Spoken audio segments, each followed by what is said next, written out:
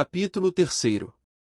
Mahamak, apesar de sua instrução defeituosa, se não rudimentar, tinha vivido em roda de pessoas de instrução desenvolvida e educação, e convivido em todas as camadas.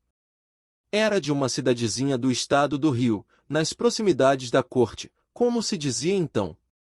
Feitos seus estudos primários, os pais empregaram-no num armazém da cidade.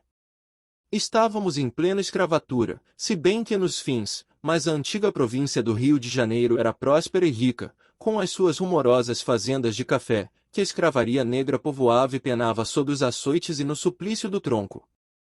O armazém em que Mahamak era empregado havia de tudo: ferragens, roupas feitas, isto é, camisas, calças, ceroulas grosseiras, para trabalhadores, armas, louças, etc., etc. Comprava diretamente nos atacadistas da corte. Além disso, o seu proprietário era intermediário entre os pequenos lavradores e as grandes casas da capital do império, isto é, comprava as mercadorias àqueles, por conta destas, com o que ganhava a comissão.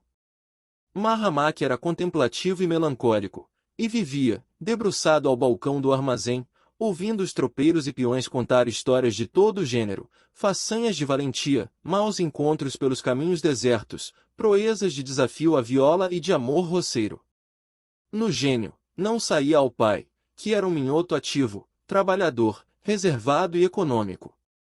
Em poucos anos de Brasil, conseguiu ajuntar dinheiro, comprar um sítio em que cultivava os chamados gêneros de pequena lavoura, aipim, batata doce, abóboras, tomates, quiabos, laranja, caju e melancia, dando-lhe esta última cultura, pelos fins do ano e começo do seguinte, lucros razoáveis. Com o correr do tempo comprará um bote, e, 2 vezes por semana, acompanhado de um companheiro a quem pagava, trazia ele mesmo os produtos de sua lavoura, navegando por um pequeno rio, mais ou menos canalizado, atravessando a Guanabara até o mercado. Vinha com um terral e voltava com a viração. O filho não seria capaz dessas proezas, mas, como sua mãe, que, embora quase branca, tinha ainda evidentes traços de índio, seria capaz de cantar o dia inteiro modinhas lânguidas e melancólicas. Havia, quando rapazola, muitas névoas na sua alma, um diluído desejo de vazar suas mágoas e os sonhos, no papel, em verso ou fosse como fosse, e um forte sentimento de justiça. O espectro da escravidão, com todo o seu cortejo de infâmias, causava-lhe secretas revoltas. Certo dia, um viajante, que pousara no armazém, deixará, por esquecimento, na mesa do quarto em que for hospedado, um volume das Primaveras de Casimiro de Abreu. Ele nunca havia lido versos seguidamente. Nos jornais que lhe caíam à mão, mesmo nos retalhos deles e em páginas soltas de revistas que vinham parar ao armazém para embrulho, é que lera alguns. Dessa forma, encontrando, no seu natural melancólico, cheio de uma doce tristeza e de um obscuro sentimento da mesquinhez do seu destino, terreno propício, o livro de Casimiro de Abreu caiu-lhe na alma como uma revelação de novas terras e novos céus. Chorou e sonhou com os doridos queixumes do sabiá de São João da Barra e não deixou de notar que, entre ele e o poeta das primaveras, havia a semelhança de começarem ambos sendo caixeiros de uma casa de negócio da roça. Cristalizada a emoção profunda que lhe causará a leitura dos versos do Gaturamo Fluminense, Mahamak resolveu agir, isto é, instruir-se, educar-se e fazer versos também. Para isso, precisava sair dali, ir para a corte. De quando em quando, pousavam no armazém, onde dormia também, caixeiros viajantes de grandes casas da corte que tinham negócios com o Sr. Vicente Aires, patrão de Mahamak. Seu natural bom, prestativo, a sua irradiação simpática, provinda dos seus sonhos vagos e amontoados, faziam-no estimado deles todos. Havia um, entretanto, que ele estimava mais. Era um rapaz português. O Sr. Mendonça, Henrique de Mendonça Souto. Em tudo, ele era o contrário do pobre Mahamak, era alegre, folgazão, paurador, bebia o seu bocado, mas sempre honesto, leal e franco. Certa noite, estando ele hospedado nos fundos do armazém do Sr. Vicente Aires, de volta de uma partida de manilha, na casa do sacristão da matriz, o alegre cometa veio a encontrar o caixeiro Mahamaki lendo o volume de Casimiro de Abreu. Era alta noite, passava da meia, e, como o caixeiro tinha que se erguer às 5 da manhã, para abrir o armazém e atender a tropeiros e viajantes em preparativos de partida, tal fato causou pasmo a seu Mendonça. Ainda lês, menino? E não te lembras que, daqui a pouco, deves estar de pé, filho de Deus? Esperava o senhor. E mais esta. Então tu pensas que eu mesmo não sabia despir-me e meter-me à cama? Que leis? Primaveras, de Casimiro de Abreu. O caixeiro viajante acabou de vestir-se e deitou-se. Depois de cobrir-se, perguntou a Mahamaki. Tu gostas de versos, rapaz? Hesitou em responder, mas Mendonça fez rispidamente. Dize lá, rapaz, porque nisto não vai crime algum. Está a ver-se, rapaz. Dize. Gosto, sim senhor, fez o caixeiro timidamente. Pois deves ir para o Rio, acudiu Mendonça com pressa, estudar e, quem sabe lá. Se eu arranjasse um emprego na corte. Mendonça pensou um pouco e disse. Na casa, não te serve. Há muito serviço e tu não te acostumas. És aprendiz de poeta, tens inclinação para essas coisas de versos e te aborrecias. O que te serve, era trabalhar numa farmácia. Fala a teu pai que eu te arranjo a coisa. Escrevo-te logo que chegar ao Rio. Mendonça cumpriu a palavra, e o pai consentiu que ele viesse para o Rio. Mahamaki foi trabalhar numa farmácia, e, à noite, ia completando a sua instrução, conforme podia, nas instituições filantrópicas de instrução que existiam no tempo. Logo, tratou de fazer versos, e, certa vez, foi surpreendido por um dos habitués da farmácia, compondo uma poesia. As farmácias, naquele tempo, eram o lugar de encontro de pessoas graves e sisudas da vizinhança, que, à tarde, após o jantar, iam a elas espairecer e conversar. Quem surpreendeu o jovem Mahamaki, fazendo versos, foi o Sr. José Brito Condeixa, segundo oficial da Secretaria de Estrangeiros, poeta também, mas, de uns tempos para cá, somente festivo e comemorativo. Além de publicar, nos dias de gala, sonetos e outras espécies de poesias alusivas à festa, não se esquecia nunca de comemorar as datas domésticas da família imperial, em versos de um lavor chinês. Esperava o hábito da rosa, mas só veio a ter no fim do Império, quando retirou da imprensa nacional o terceiro volume da Sinopses da Legislação Nacional, na parte que se refere ao Ministério de Estrangeiros. Lendo os versos do adolescente, Brito Condeixa gostou e jurou que havia de proteger o caixeirozinho. Falou ao patrão, e ele foi se empregar numa papelaria-livraria, na Rua da Quitanda. Frequentada por poetas e literatos que ensaiavam os primeiros passos, nos últimos 15 anos do Império, com ele se relacionou e sempre era escolhido para secretário, gerente, tesoureiro, de suas efêmeras publicações. Deixou o emprego da papelaria, sem zanga, e atirou-se às refregas e às decepções da pequena imprensa, com ardor e entusiasmo, sangue republicano e abolicionista, sobretudo abolicionista. Esse jornalismo contrário e efêmero pouco ou quase nada lhe dava para sua manutenção. Vivia uma vida de privações e necessidades prementes. Sem deixar os companheiros poetas, escritores, parodistas, artistas, ele se improvisou guarda-livros ambulante, fazendo escritas aqui e ali, com o que ganhava para ter casa, comida, roupa e até, às vezes, socorrer os camaradas. Manteve-se sempre absolutamente solteiro. Guardava, da sua vida de acólito da boêmia literária, recordações muito vivas, que gostava de contar, ensopando-as de comovida saudade. Anedotas deste, casos com aquele, expedientes daquele. Outro, ele narrava com xiste e firmeza de lembrança, mas, ao que parece, a figura de seu tempo que mais o impressionou foi a de um pequeno poeta, que nunca teve seu quarto de hora de celebridade. Hoje está totalmente esquecido.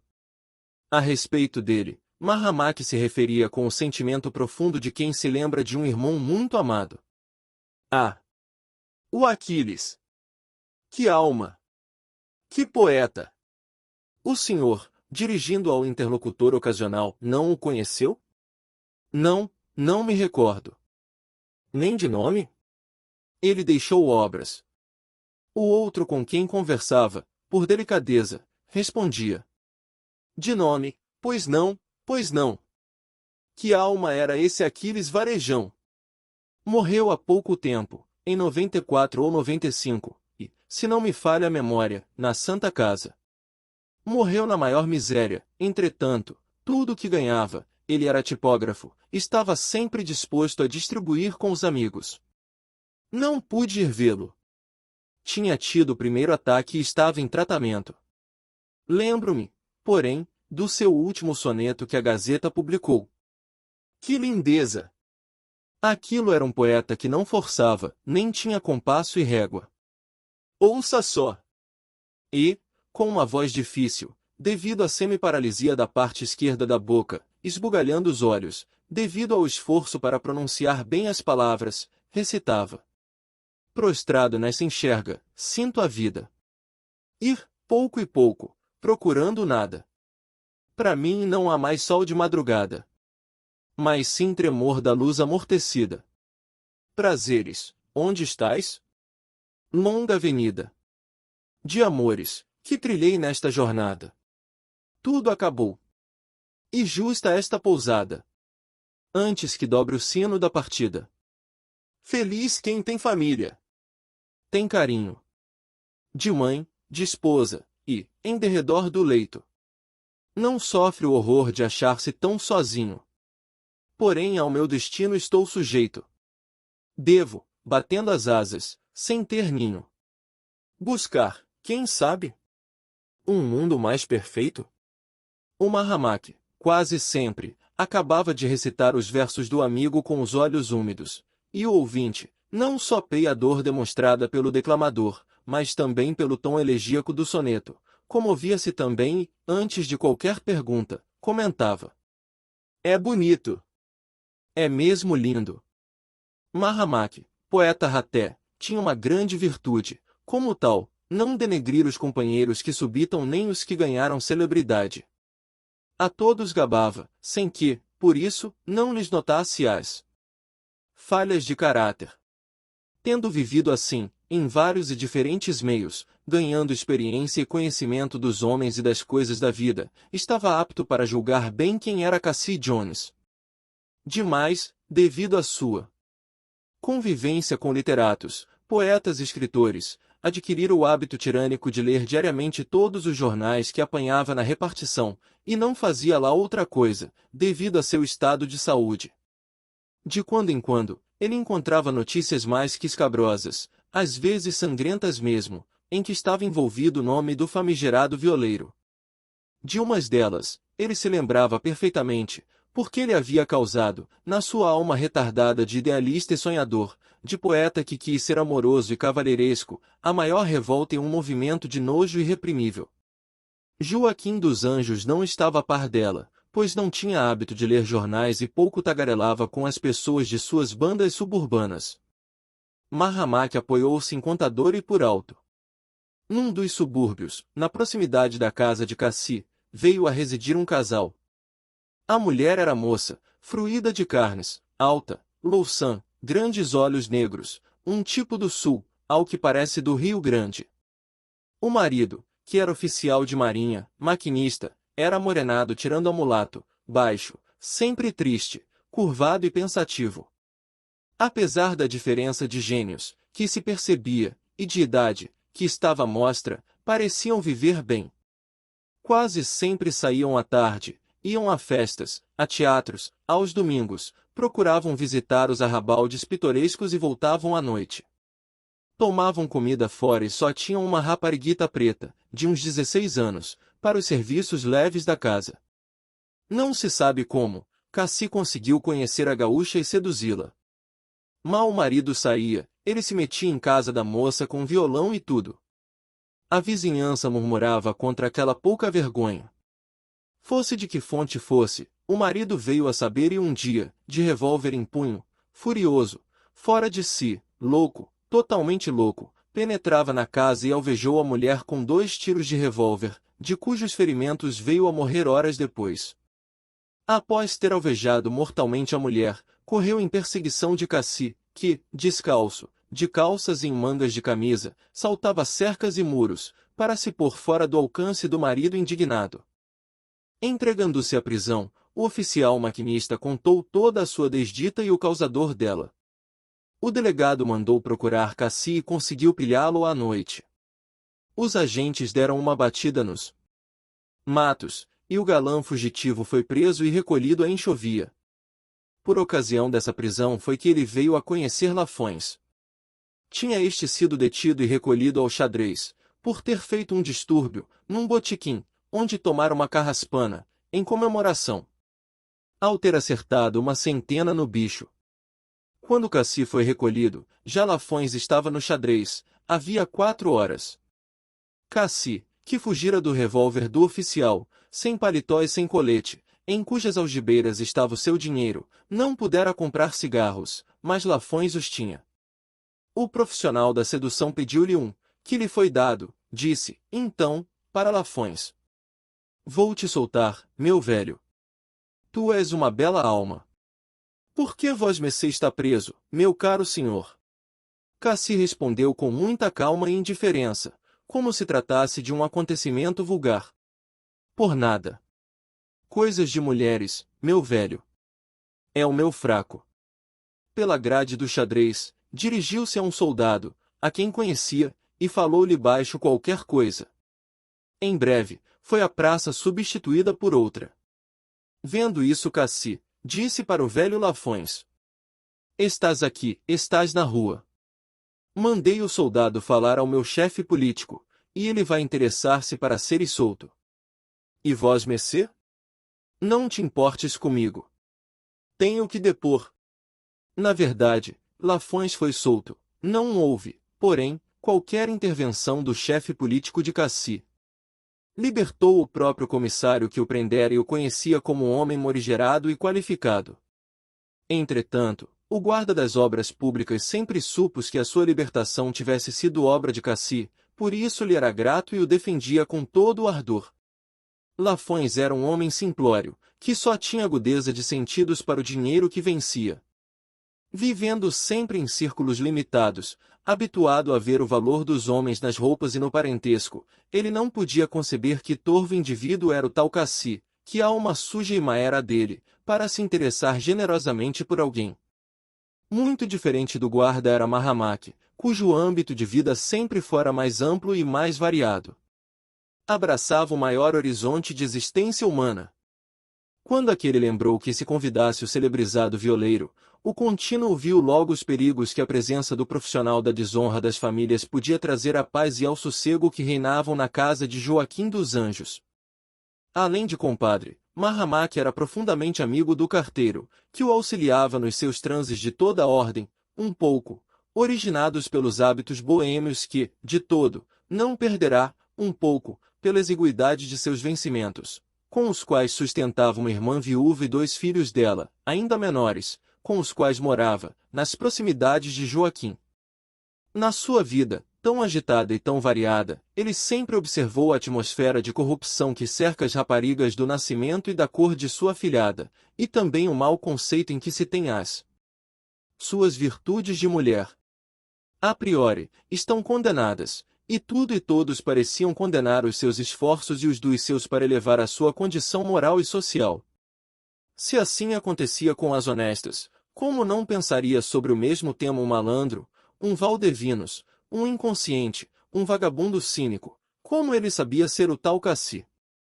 Durante o jantar, ainda se falou muito a respeito, mas com as reservas que a assistência de uma moça pedia fossem tomadas. Vamos experimentar, meu caro Mahamak. Ele sabe com quem se mete. Eu cá, por mim, nada tenho a dizer dele. Sempre me tratou muito bem e sou-lhe grato. É que você, Lafões, não lê os jornais. Qual jornais? Qual nada? Tudo que lá vem neles é mentira. Clara ouvia esse diálogo com muita atenção e forte curiosidade. Num dado momento, não se conteve e perguntou. O que é que esse Cassi faz, padrinho? A mãe acudiu ríspida, dizendo: Não é de tua conta, bisbilhoteira. A única filha do carteiro, Clara, fora criada com o recato e os mimos que, na sua condição, talvez lhe fossem prejudiciais. Puxava a ambos os pais. O carteiro era pardo claro, mas com cabelo ruim, como se diz, a mulher, porém, apesar de mais escura, tinha o cabelo liso. Na tez, a filha tirava ao pai, e no cabelo, a mãe. Joaquim era alto, bem alto, acima da média, ombros quadrados e rija musculatura. A mãe, não sendo muito baixa, escapava à média da altura de nossas mulheres em geral. Tinha ela uma fisionomia medida, de traços breves, mas regular, o que não acontecia com o marido, que era possuidor de um grosso nariz, quase chato, e malares salientes. A filha, a Clara, havia ficado em tudo entre os dois, média deles, dos seus pais, era bem exatamente a filha de ambos. Habituada às musicatas do pai e dos amigos, crescerá cheia de vapores de modinhas e enfumaçara sua pequena alma de rapariga pobre de cor com os dendes e o simplório sentimentalismo amoroso dos discantes e cantarolas populares. Raramente saía, a não ser para ir bem perto, à casa de Dona Margarida, aprender a bordar e a costurar, ou com esta ir ao cinema e a compras de fazendas e calçado. A casa dessa senhora ficava a 4 passos de distância da do carteiro. Apesar de ser uso, nos subúrbios, irem as senhoras e moças às vendas fazer compras, Dona Engrácia, sua mãe, nunca consentiu que ela o fizesse, embora de sua casa se avistasse tudo o que se passava, no armazém do seu nascimento, fornecedor da família. Essa clausura mais ela ansiava sua alma para sonhos vagos, cuja expansão ela encontrava nas modinhas e em certas poesias populares. Com esse estado de espírito, o seu anseio era que o pai consentisse na visita do famoso violeiro, cuja má fama ela não conhecia nem suspeitava, devido ao cerco desvelado que a mãe lhe punha à vida. Entretanto, supunha que ele tirava do violão sons mágicos e cantava coisas celestiais. Joaquim dos Anjos, afinal, tendo o assentimento da mulher e também curioso de conhecer as habilidades de Cassi, no violão e na trova popular, consentiu que Lafões o trouxesse em sua casa, no dia do aniversário de Clara. Viria aquela vez e não viria mais. Lafões acolheu a resposta com viva alegria e tratou de entender-se com o tocador mal afamado. Fez. Quando os seus companheiros de vagabundagem souberam, comentaram cinicamente o convite. Conheço bem esse carteiro. Ele não trabalha aqui, mas na cidade, na zona dos bancos. Deve ter dinheiro. Tem um pancadão de filha, meu Deus! Que torrão de açúcar! Então estás feito, hein, Cassi? Fez alvarmente Zezé Mateus aquela tendenciosa observação de Ataliba do Timbó. Cassi, o mestre suburbano do violão, o dedo da modinha, fingiu-se aborrecido e retrucou com fingido desgosto. Vocês mesmo é que me desacreditam. Dizem coisas que não fiz e não faço, e todo mundo me enche de desprezo, se não de ódio. Não sou essas coisas que dizem de mim. Timbó teve vontade de rir à vontade, mas, embora mais forte do que Cassi, tinha este sobre ele um ascendente moral que não se explicava. Zezé Mateus, porém, com o seu peculiar meio riso de imbecil, fez. Estou brincando, meu nego. Sou teu amigo, tu sabes. Eles conversavam sempre de pé, parados pelas esquinas. Raramente, sentavam-se a uma mesa de café. Aquela intempestiva observação do Ataliba, seguida do comentário de Zezé Mateus, arrefecera a palestra da sociedade. Despediram-se, e cada um foi para o seu lado. Cassi, que fingira aborrecer-se com a tendenciosa notícia de Timbó e o comentário de Zezé, ficou, ao contrário, muito contente com ela. Tinha resolvido não ir a tal festa, mas, pelo que informara Ataliba, talvez não tivesse nada a perder. Experimentaria. Mordeu os lábios e seguiu para o clube, com a consciência leve e o coração alegre.